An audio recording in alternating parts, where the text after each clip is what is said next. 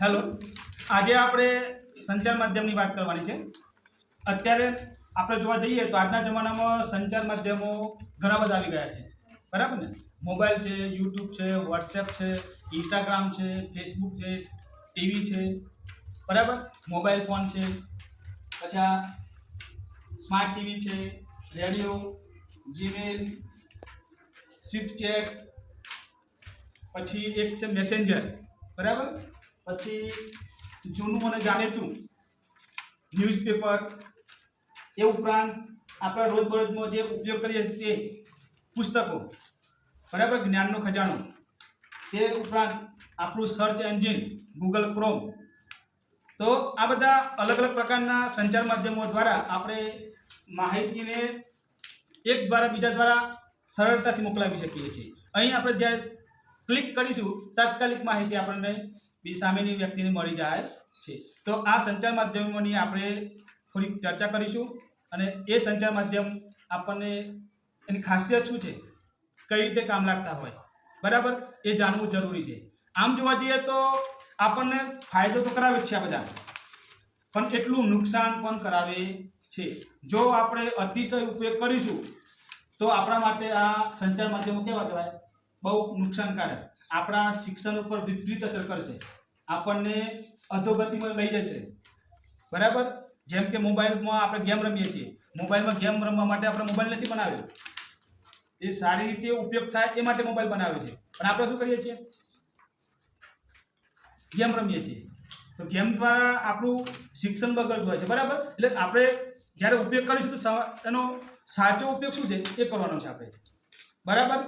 આ છે વોટ્સએપ. લાવો, તો વોટ્સએપનો ઉપયોગ આપણે કંઈક પીડીએફ વાંચવા, કોઈ ન્યૂઝ વાંચવા માટે કરવાનો છે. પછી આપણે એનો ઉપયોગ બીજી રીતે કરીશું તો નહીં મેળ પડે, બરાબર?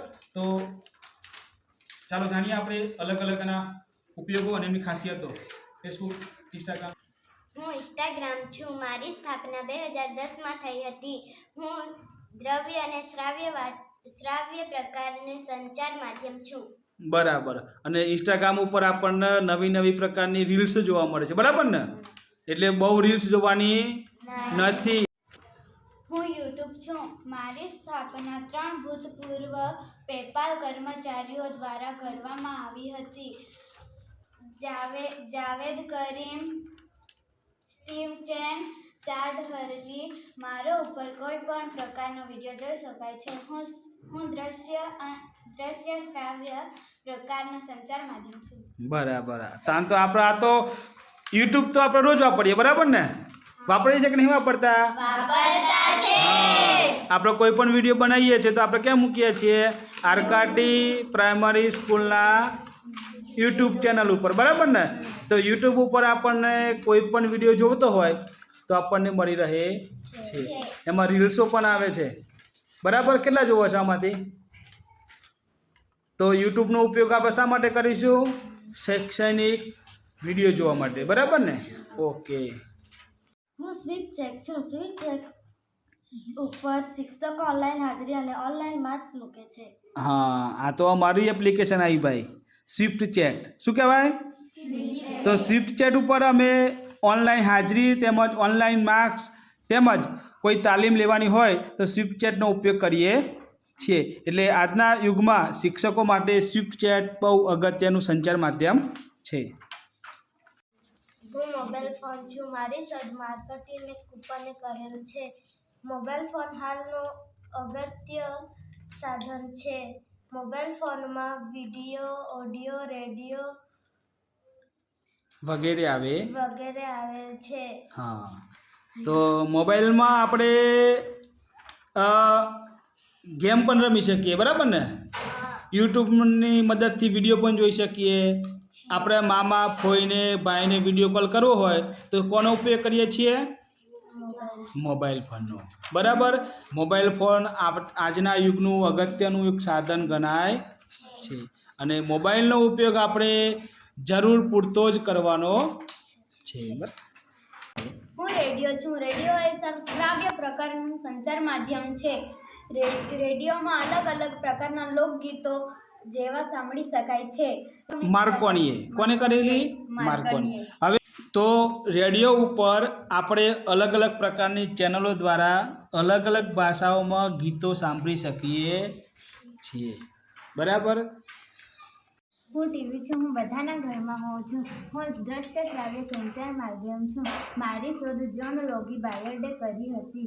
ટીવી પર શૈક્ષણિક કાર્યક્રમો, લાઈવ વિડીયો, રમતગમતના વિડીયો વગેરે જોવા મળે છે. બરાબર. તો ટીવી પર આપણે અલગ અલગ પ્રકારના લાઈવ પ્રોગ્રામ અને શૈક્ષણિક વિડીયો તેમજ સંગીત સાંભળી શકીએ છીએ. જીમેલ છે. જીમેલ દ્વારા સંદેશો મોકલી શકાય છે. હા, જીમેલ દ્વારા આપણે શું કરીએ છીએ? એકબીજાને જીમેલ કરી શકીએ છીએ. એટલે કે એકબીજાને સંદેશા મોકલવા હોય તો જીમેલનો ઉપયોગ કરી શકાય. હું છું મેસેન્જર. મેસેન્જરની મદદથી કોઈ પણ સંદેશો ઝડપથી મોકલી શકાય છે. વાહ. મેસેન્જરનો ઉપયોગ સંદેશો મોકલવા માટે થતો હોય છે અને તાત્કાલિક સંદેશો પહોંચી જતો હોય છે. હું વર્તમાનપત્ર છું. મને અંગ્રેજીમાં ન્યૂઝપેપર કહે છે. બીજું આપણી ભાષામાં છાપું કહીએ છીએ. શું કહીએ છીએ? છાપું. છાપામાં આપણને અલગ અલગ પ્રકારના સમાચાર, શૈક્ષણિક સમાચાર, રમતગમતના સમાચાર, પછી જ્યોતિષ, સુખદ દુઃખદ ઘટનાઓ વગેરે આ પ્રકારના સમાચાર આપણને ન્યૂઝપેપર દ્વારા મળે છે. અને રોજબરોજ જે ઘટનાઓ બનતી હોય એ ન્યૂઝપેપરમાં આવી જતી હોય છે. એટલે ન્યૂઝપેપર એ આપણનું જૂનું અને જાણીતું અને ખાસ ઉપયોગમાં આવતું એ સંચાર માધ્યમ છે. હું શું પુસ્તક એક જ્ઞાનનો ભંડાર છે. પુસ્તક એક પેઢીનું જ્ઞાન એના વગેરે એના સુધી એક પેઢીનું જ્ઞાન બીજી પેઢીને આપે છે. કોના દ્વારા? પુસ્તક દ્વારા. બરાબર. પુસ્તકો દ્વારા આપણને અલગ અલગ પ્રકારનું જ્ઞાન મળે છે. હું છું ક્રોમ. ક્રોમ પર આપણે કઈ પ્રકારની સર્ચ કરી શકીએ છીએ? હા, આ છે ક્રોમ સર્ચ એન્જિન. બરાબર. તો ક્રોમની મદદથી આપણે કોઈ પણ વસ્તુ સર્ચ કરવું હોય તો આ ક્રોમની મદદથી સર્ચ કરી શકાય છે. હું છું ફેસબુક. હું દ્રવ્યવાચક અને દ્રશ્ય અને શ્રાવ્ય પ્રકારનું સંચાર માધ્યમ. શ્રાવ્ય પ્રકારનું સંચાર માધ્યમ છું. મારી સ્થાપના 2004માં કરવામાં આવી હતી.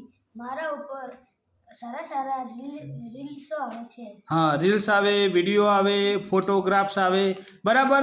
અને હું વોટ્સએપ વોટ્સએપ શું કહેવાય? વોટ્સએપ. હા, ચાલો એ અવાજ નહીં. હું વોટ્સએપ છું. વિડીયો કોલ અને સંદેશા મોકલવાનું કામ કરું છું. હા, દરેકના મોબાઈલમાં હાલ વોટ્સએપ તો હોય છે. વોટ્સએપનો ઉપયોગ શું થાય? વિડીયો કોલ કરવો હોય, ઓડિયો કોલ કરવો હોય, કોઈ સંદેશો મોકલવો હોય તો આપણે વોટ્સએપની મદદથી મોકલી શકીએ છીએ.